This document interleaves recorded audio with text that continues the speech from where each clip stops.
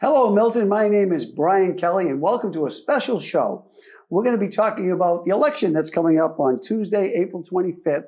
I know you're all excited about that, and you're starting to see the signs pop up all over town. But there's going to be one thing on the ballot that you might not have spent much time thinking about, and that's question number one. That's the only question. It's one. So we're going to talk about all the questions on the ballot today, and that's going to be number one.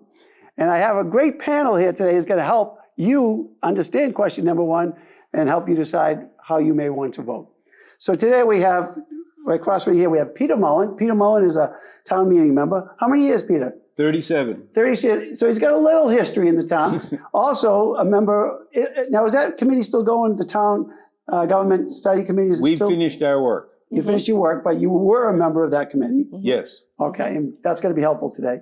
Then we have Kathy Fagan, a former member of the select board. Correct. And Kathy's also a town meeting member. Yeah. Only 25 years. I'm still a baby. 25 years? Yes. I didn't think you were in the town 25 years. That's amazing. Yeah. And you were also a member of the town government study committee, correct? Okay, excellent. And then we have Melinda Collins. And Melinda, you're also a former member of the select board and a town meeting member. Yes. Are you excited to be here? Absolutely. Well, good. Well, let's get started. So what is question one about? Who wants to start?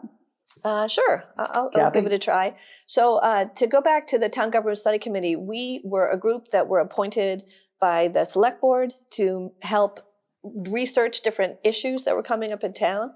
And from the work that the Town Government Study Committee did, for example, we wound up going from a 3 to a 5 member select board. We also created the strong town administrator. And the third item that we were tasked to look at is how our finances worked in town, how the coordination between the different parties in town worked. We have a town accountant, for example. We then had a strong town administrator, and we have an elected treasurer. So the Town Government Study Committee spent 3 years taking a look at this particular issue regarding finances and came to the conclusion that it would make more sense for the town to have a hired rather than a elected treasurer. So is that what this is all about? That's what this is all about. So it's whether we elect a treasurer or search for one and hire a treasurer. Exactly. Okay. So currently right now, for example, the treasurer is only a 1-year term. There are no qualifications or requirements for the treasurer's position. You don't have to qualify? You don't. You mean I could be you just have to be elected. Yes, you could. And you could be. Man, in theory, you could be. We've been fortunate that we've had people who have spent the time to do the work, but there's actually no requirement that anyone have any financial background. And worse, I think, was something Melinda brought up earlier, is that the treasurer has to spend several months of their 1-year term running for re-election again. So, and also learning how to do it. Yeah, I mean, it's not an easy job. And it's gotten more and more complex, as the years have gone by. Originally when it's set up as an elected treasurer, it wasn't as complicated as we find ourselves now. I mean, there are challenges with the amount of money coming from the state, for example. There's all kinds of challenges that people have right now in terms of the economy. We've got bonding issues. There's just so many different complexities that come up. And what the Town Government Study Committee found was that when we got information from the Department of Revenue in particular, we discovered that the situation that we had for financial management in town was very fragmented. We had, on the one hand, we had a town accountant who was hired. On the other hand, we had an elected treasurer who only had a 1-year term. There was a lot of requirements that were not really being coordinated as well as maybe they could be. So that's kind of the starting point where we started looking at this. We also discovered that the vast majority of towns that are like us in the Commonwealth have a hired treasurer, not an elected treasurer. Towns that are more than 10,000 residents, 92% had a hired treasurer, not an elected treasurer. The typical elected treasurer is a very small town, either with a very small budget or less than 10,000 people. And did any of those towns that went to a hired treasurer go back to an elected treasurer? No, that was something we found, we actually looked for, and there was never a case of going back, getting rid of a hired treasurer and going back to an elected treasurer. That's interesting. Okay. Melinda, what do you think about this situation?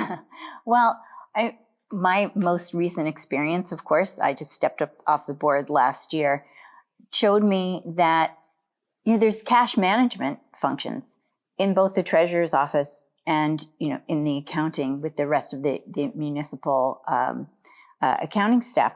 But to get those coordinated and also to bring the investment side in, so you've got your budgetary function, you've got your tracking functions, and then you've got collection and investment over, in a different place where there's no reporting to a central, I wouldn't say authority, to a central sort of coordination point.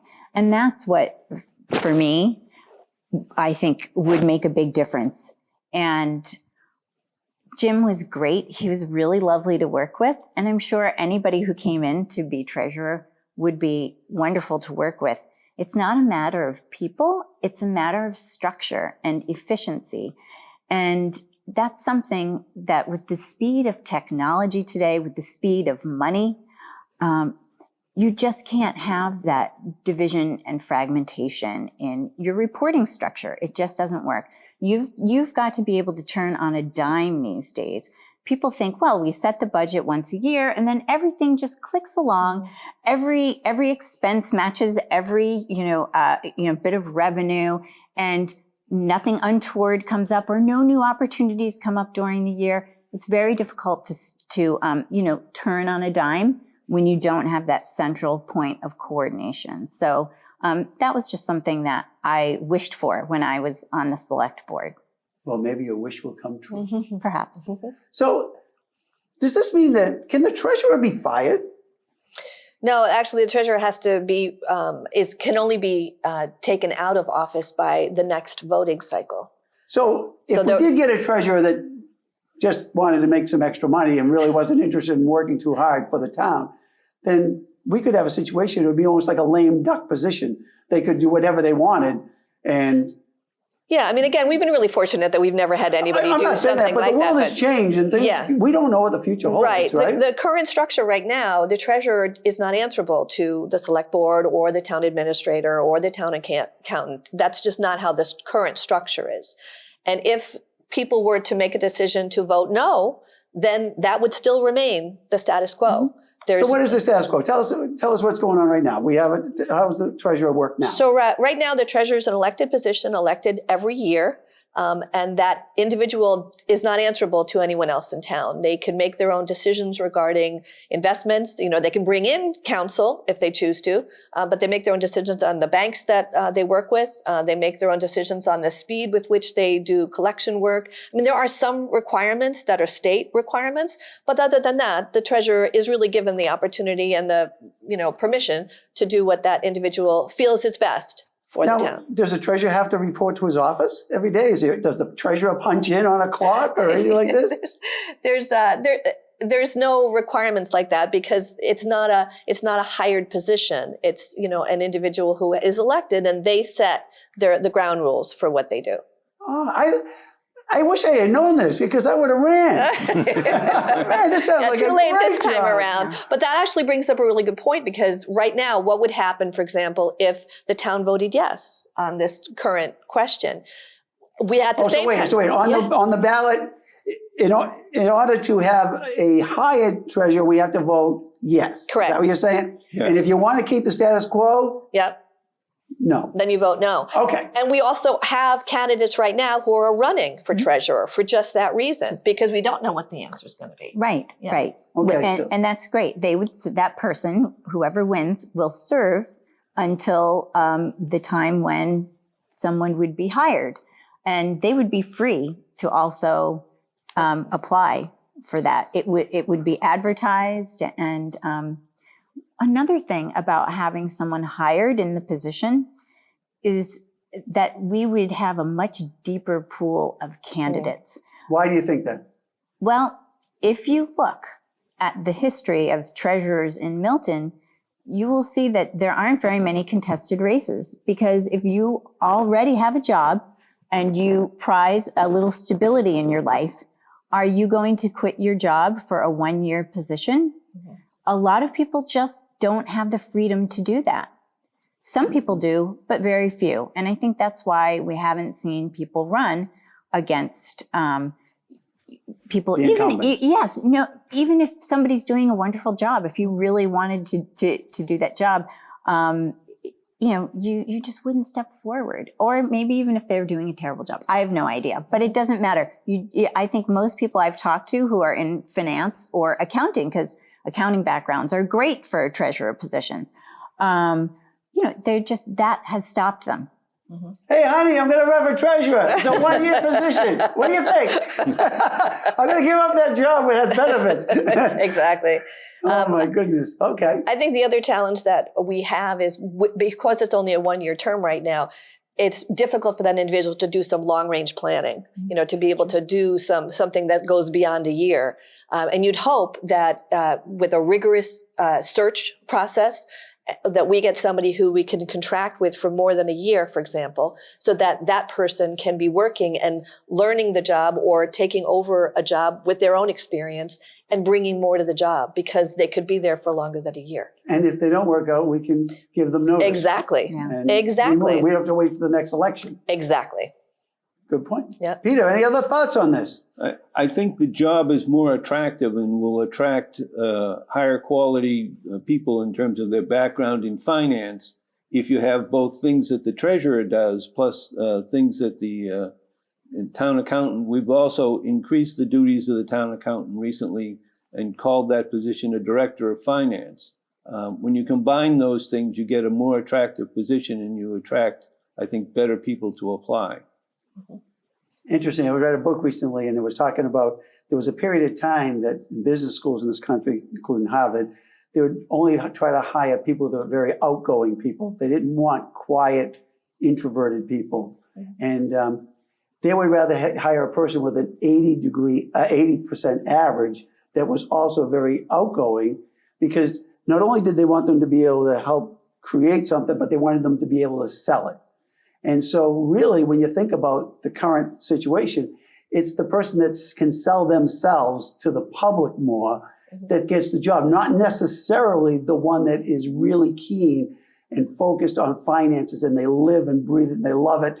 That's not necessarily the type of person that's going to get in an elected type of a situation. Good point. Yeah. So if we vote yes, and that's what we're recommending, then it'll be an open hiring process administered by the town administrator, and the town administrator will be the appointing authority, and this person will report to the town administrator. and this person could be a total nerd, and that would be okay as long as they know how to do the job As and do long it as well. they know what they're doing, Because yes. they don't have to go out and re-campaign every year to keep their health insurance. That's Yeah, correct. that's Yes. correct. Okay? That's All right. correct.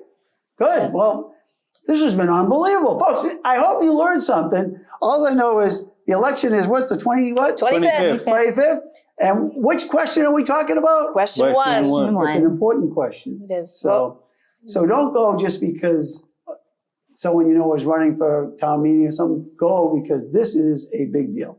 it can be transformative for our town. And speaking of transformative, the other decisions or recommendations made by the Town Government Study Committee, you mentioned them. What were the two? One was the select board, right? Yep, going from 3 to 5. Okay, and Yeah. do you think that has been a good decision? I do. Okay, and then what was the second thing, Peter?